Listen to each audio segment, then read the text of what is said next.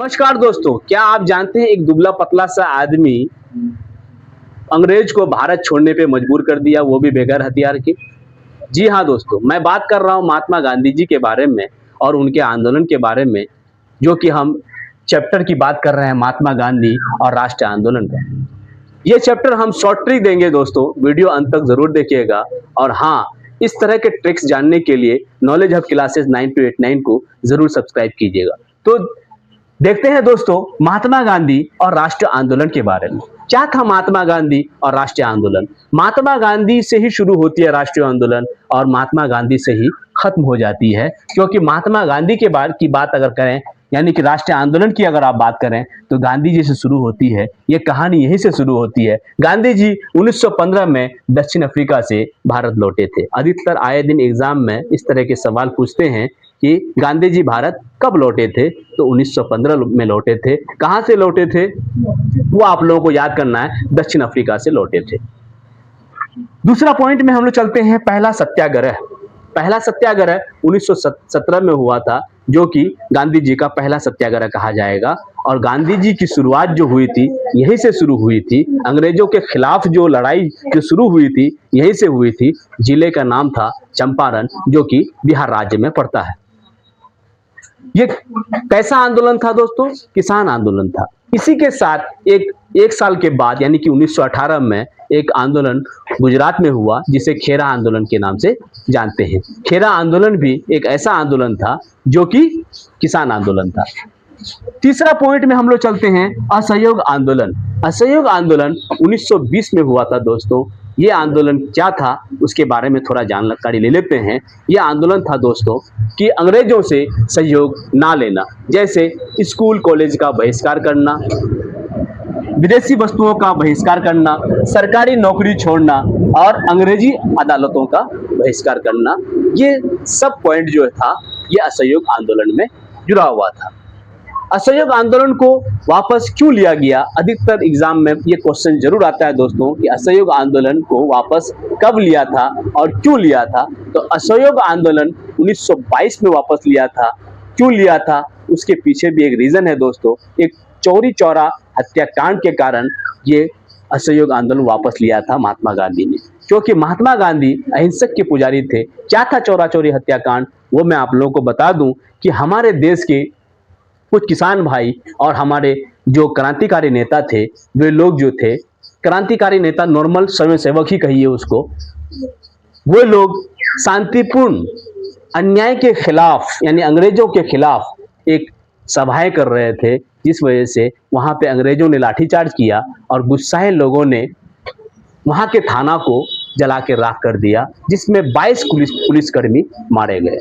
असहयोग आंदोलन का बंद होने का कारण यही था दोस्तों, क्योंकि महात्मा गांधी को अहिंसक के पुजारी कहा जाता है। उन्होंने कहा था कि हिंसा नहीं करना है, अहिंसक के पुजारी बनना है। हिंसा होने के कारण उन्होंने कहा कि असहयोग आंदोलन को बंद किया जाता है, यहीं से समाप्त किया जाता है। और कब किया था? 1922 में किया था, और चौरी चौरा हत्याकांड के नाम से हम इसे जानते हैं। उसी के बाद हम आते हैं नमक सत्याग्रह में दोस्तों, जो कि 12 मार्च 1930 को हुआ था। ये बहुत ही इंपॉर्टेंट है दोस्तों। अधिकतर आए दिन कंपटीशन में ये सवाल जरूर आता है कि नमक सत्याग्रह आंदोलन क्या था। आइए उसके बारे में जानते हैं। नमक सत्याग्रह आंदोलन 12 मार्च 1930 को हुआ था, जो कि साबरमती आश्रम से शुरू हुआ था और दांडी समुद्र तट तक ये समाप्त हुआ था। क्या था, कितने अनुयायियों के साथ गया था, ये सवाल भी अधिकतर आए दिन एग्जाम में पूछता है।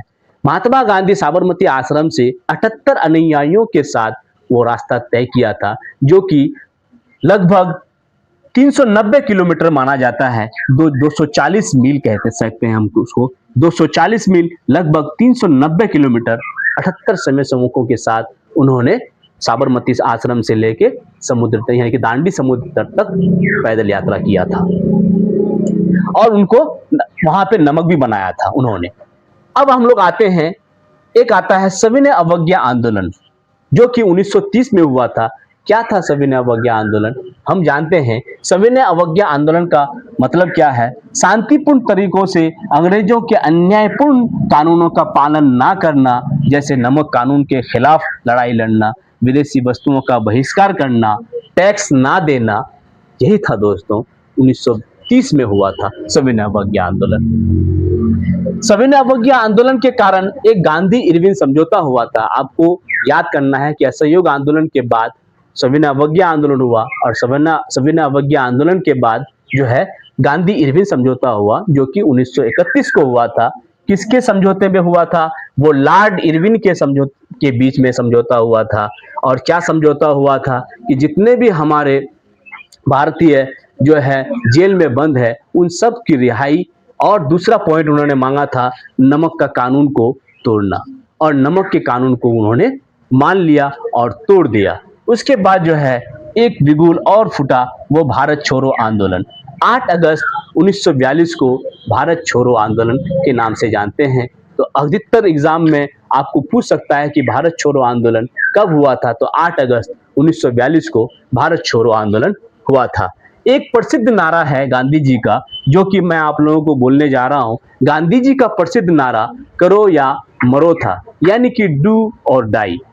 और अब आते हैं इस शॉर्ट ट्रिक में दोस्तों। इस चैप्टर का जो मेन शॉर्ट ट्रिक है, याद करने का जो तरीका है, क्योंकि याद कीजिएगा तभी आप एग्जाम में लिख पाइएगा, इसीलिए मैं आए दिन हर चैप्टर का मैं शॉर्ट ट्रिक आप लोगों को जरूर देता हूं। तो ये शॉर्ट ट्रिक ये है दोस्तों, च ख अ न स भ। इसका मतलब है च से चंपारण जो कि 1917 में हुआ था, ख से खेरा जो कि 1918 में हुआ था, अ से असहयोग आंदोलन जो कि 1920 में, और न से नमक सत्याग्रह 1930, स से सविनय अवज्ञा आंदोलन 1930, और भ से भारत छोड़ो आंदोलन 1942। ज्यादा पेचीदा नहीं है दोस्तों, क्योंकि अधिकतर बच्चे सोचते हैं कि बहुत बड़ा चैप्टर है, इसे कैसे याद किया जाएगा। अगर आप शॉर्ट ट्रिक को याद करना चाहते हैं तो आसानी से मेरे इस वीडियो को देखें और आराम से इसे लिख लें। नोट कॉपी में जरूर लिखें दोस्तों, क्योंकि आए दिन एग्जाम में 100% पूछे जाने वाले सवाल है दोस्तों।